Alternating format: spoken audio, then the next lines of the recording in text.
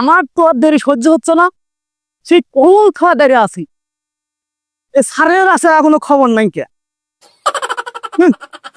কি এলে পছন্দা স্যার থাকে থানায়।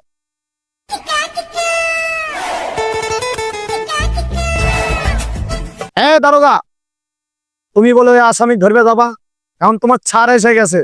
আমি থাকতে তোমার কোনো ভরসাই নাই, আমি থাকতে তোমার কোনো টেনশনই নাই। একটা শার্ট আর প্যান্ট কার্ড দিলে কি স্যার ভাবা যায়?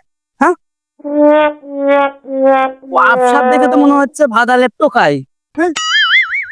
এ হারাম দাদা, মানে নিজে ছাড় মারবে, হারাম দাদা নিজে ছাড় মার। তুই কি বিশ্বাস করতিস না? না, বুঝতে পারছি। বহুদিন হলে আমার পিস্তলটা ব্যবহার করিনি গে, ঠিক আছে? এখন তোর জন্য আমার পিস্তলটা ব্যবহার করা লাগবে।